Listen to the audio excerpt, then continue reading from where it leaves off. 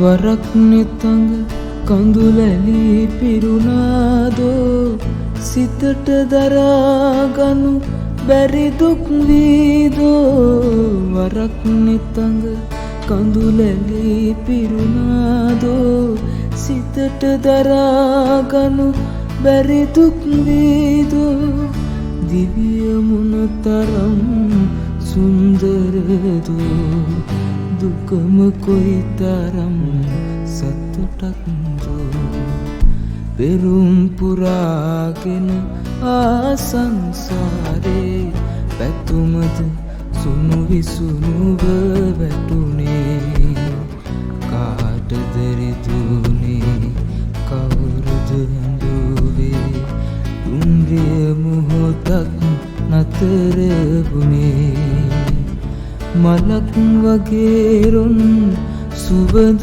වගේ ජීවිතයේ සුව අපමණ වේ මලක් වගේ රොන් සුවඳ වගේ ජීවිතයේ සුව අපමණ වේ දොලක් වගේ දියදෝත වගේ ජීවිතයේ යම සිසිල දැනේ පෙරුම් පුරාගෙන ආසංසාරේ පැතුමද සුණු විසුණුව වැටුනේ කාටද රිදුනේ කවුරුද හැඬුවේ දුම්රිය මොහොතක් නතර වුනේ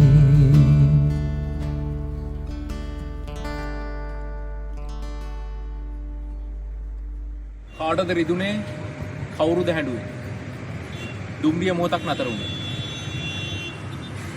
මේ දින කීපය ඇතුළත මේ ගෙවුණු කාලය ඇතුළත මම ඊටාම සංවේදී ප්‍රවෘත්ති ටිකක් රූපවාහිනියේ නරඹුවා කුණු පොතේ දකින්න ලැබුණා ඊටාමත් හදවතට සංවේදී ප්‍රවෘත්ති කීපයක් හේතුව මම ගුරුවරයෙක් විදිහට මම ගුරුවරයෙක්ට කියනවට වඩා මම තරුණයන්ට උගන්වන අපසුසස් පෙළ තරුණයන්ට උගන්වන ගුරුවරයෙක් හැටියට ඒ පුවත් ටිකේ ප්‍රවෘත්ති ටික මගේ හදවත සසල කරා සංවේදී කරා හේතුව මම ඔබට කියන්නම්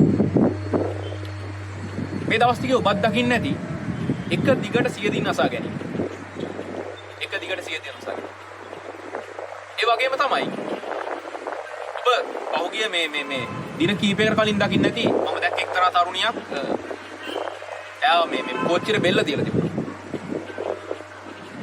ඔයත් එක්කම මට යන වචනයක් මතක් වෙනවා මේ අපි හැමෝගෙම කියන්නේ මම ළමයිත් එක්ක කතා කරද්දී මට අහන්න ලැබෙන සුලභ වචනයක් තියෙනවා මේ ડિප්‍රෙෂන් කියන ડિප්‍රෙෂන් මම හිතන්නේ මේ මානසික අවපීඩනය එහෙම කියලා කියනවා හරි එසා මේ අද මේ වීඩියෝ එකේ මගේ බලාපොරොත්තු වෙන්නේ දෙක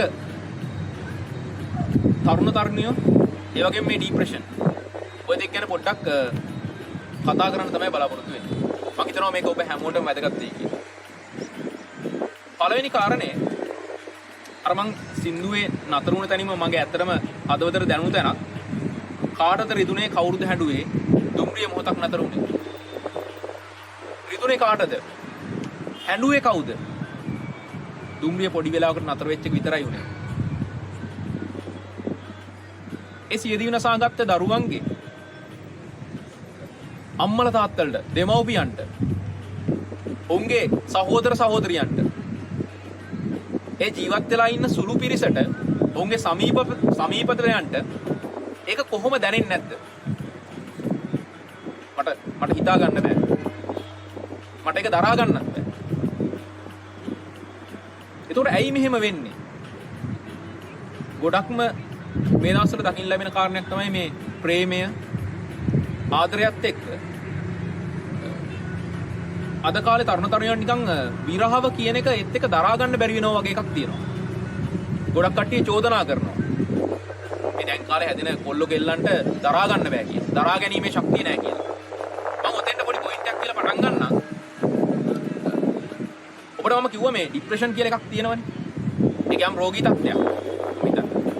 ඒ වගේම තමයි මේ දැන් සමහර කට්ටිය Facebook එකේ කියන දේවල් දෙයක් තමයි මේ අපේ දුක අහන්න කවුරුවත් හිටියේ නැහැ. අපිව බලා ගන්න කවුරුවත් හිටියේ නැහැ. අපිට ඊට වඩා ප්‍රශ්න වුණා. හැබැයි අපි ඒවට මුහුණ දුන්නා. අපි ශක්තිමත්ව හිටියා වගේ. එන මේ දාර්ශනික වදන් ටිකක් දෙනවා. ඇත්තම කතාව මේ මීට අවුරුදු කිහිපයකට කලින් මම උනත් ඒ තත්ත්වෙ හිටියා. තාමත් විවේචනය කරා අයිදීනේ වගේ දෙයක් දරා ගන්න බැරිද? අපි කොච්චර දේවල් දරා ගත්තද?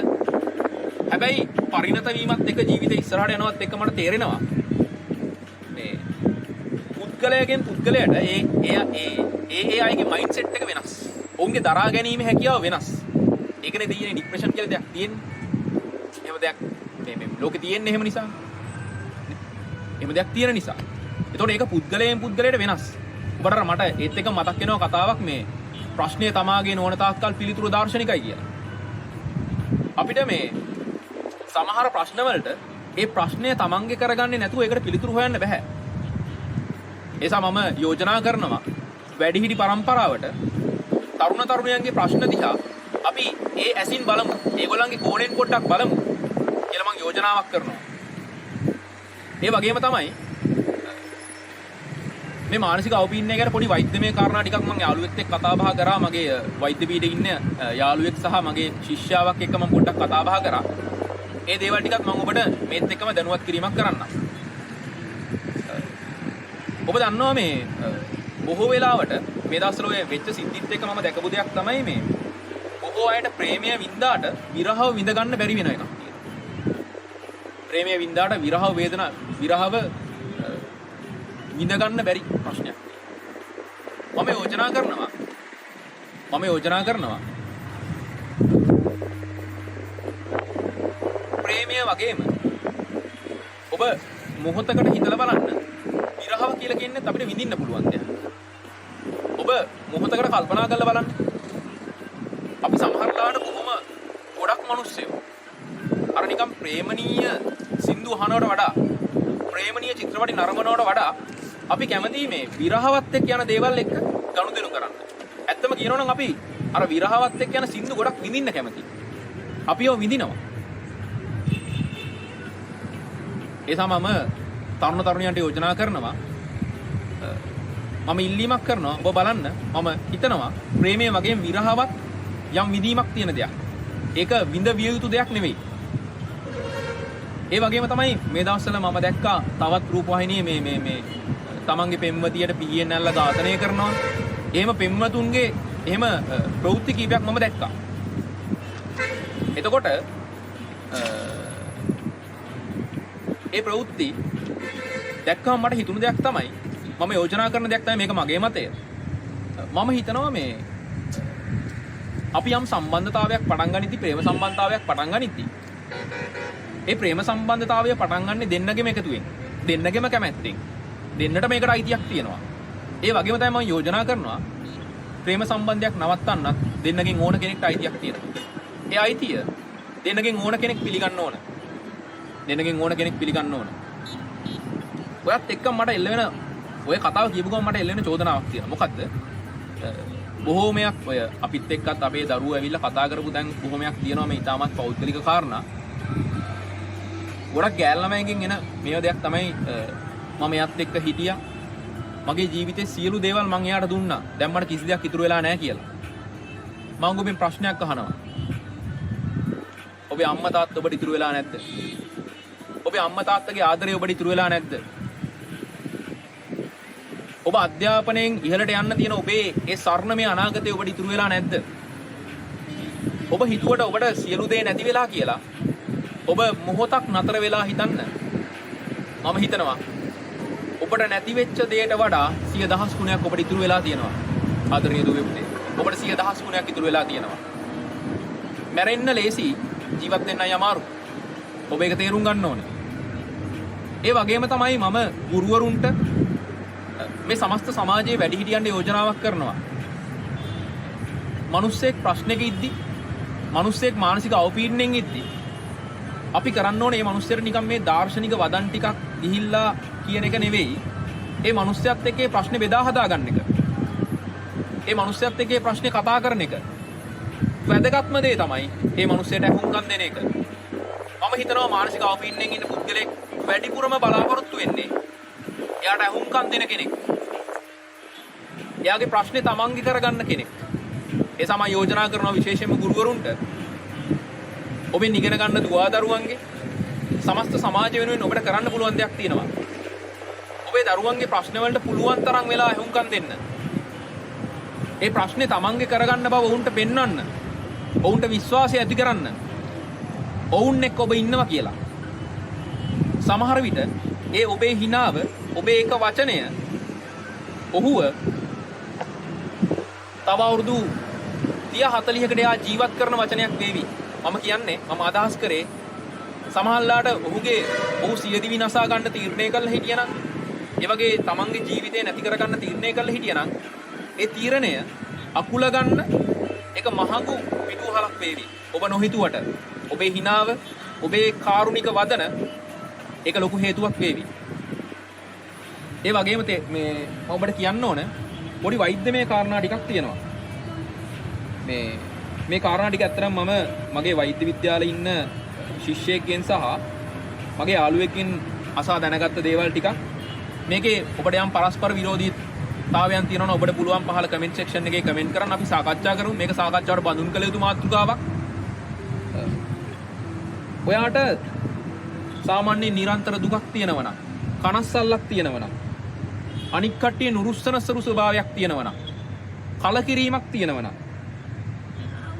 වරදකාරී හැඟීමක් තියෙනවා නම්, තමන් නිකන් ඔයාට තේරෙන්න ගන්න ඕන නම් තමන් මේ සමාජයට වැදගත්මකට නැති කෙනෙක් කියලා. ඔබට සමහරවිට මානසික අවපීඩනය තියෙන්න පුළුවන්. මේ කියන தත්ත සාමාන්‍ය සති දෙකකට වඩා කාලයක් තියෙනවා නම් ඔබ අනිවාර්යෙන් කරන්න ඕන දේ තමයි දුවේ පුතේ. ඔබ එක්කෝ ඔබේ දෙමව්පියන් එක්ක ඒක සාකච්ඡා කරන්න.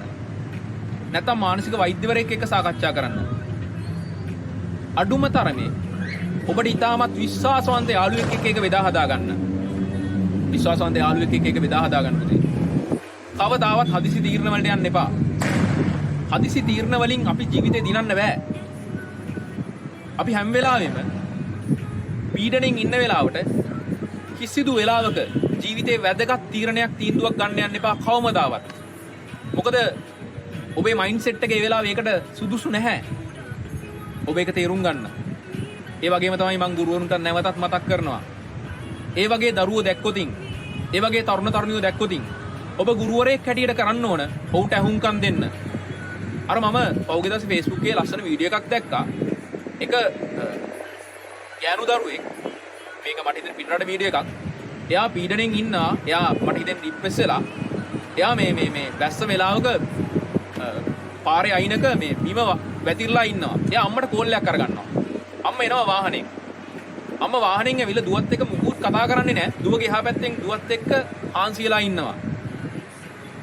දුව ඒ කලබල ස්වභාවයෙන් පොඩ්ඩක් විදුනට පස්සේ තමයි අම්මා කතා කරන්න පටන් ගන්න. මං හිතන්නේ මිනිස්සුන්ට ඕනේ ඒක.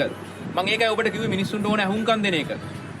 මිනිස්සුන්ට ඕනේ තමන්ගේ ප්‍රශ්න වලට අහුම්කම් දෙන තවත් මිනිස්සෙක්. ඔබට එහෙම අහුම්කම් දෙන මිනිස්සෙක් වෙන්න පුළුවන් නම් මිනිස්සුන්ගේ ජීවිතේ ඒ වගේ ඉතාමත් වැදගත් අවස්ථා වෙනස් කරන, මං කියන්නේ හොඳ පැත්තට වෙනස් කරන පුද්ගලයෙක් වෙන්න පුළුවන් නම් කවදා හරි දවසක ඔබට සතුටු වෙන්න පුළුවන්. ඔබ ගැන මේ රටේ ලෝකේ කවි ගී නොලියුණාට ඔබ මිනිස්සෙක්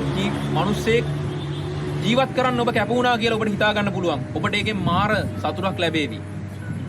ඒ නිසා මම ඔබට නැවත මතක් කරනවා මානසික පීඩනය, ડિප්‍රෙෂන් කියලා කියන්නේ ඒක විහිළුවක් නෙමෙයි. ඒක සෙල්ලමක් නෙමෙයි. ඒක උපහාසයට නැගිය යුතු කාරණයක් නෙමෙයි. ඒ නිසා මම ඔබට යෝජනා කරනවා මේ වගේ පුද්ගලයන්ට ඔබ විශ්වාසවන්ත පුද්ගලයෙක් වෙන්න. ඒකෙන් අවිතු ප්‍රයෝජන ගන්න යන්න එපා. ඔබ පොරක්කයි පෙන්වන්න යන්න එපා. එතකොට අපිට පුළුවන් දිනෙන් දින මේ මෑත කාලේ දුන්න තරුණ ජීවිත විශාල ප්‍රමාණයක් දෙයනේ මේ රටේ අනාගතේ. ඒක මෙහෙම විනාශ වෙලා යන්න දෙන්න එපා. අපි ඒ ටික රැක ගන්න ඕන. ඒ පුංචුන් අපේ අනාගතේ.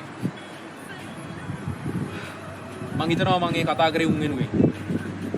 ඉස්සරහට එහෙම දේවල් පුළුවන් තරම් අපි අඩු කරගමු. ඔබ මෙතනින් එහාට මේ ડિප්‍රෙෂන් කියලා කියන්නේ මොකක්ද? ඒක ගැන ඔබ හොයලා බලන්න. ඉන්ටර්නෙට් එකේ හොයලා බලන්න. ඔබේ දන්න කට්ටියත් එක්ක කතා කරන්න. ඒ දැනුම අපිට වැදගත් අපේ අනාගත පරපුර බේරගන්න. එහෙනම් thank you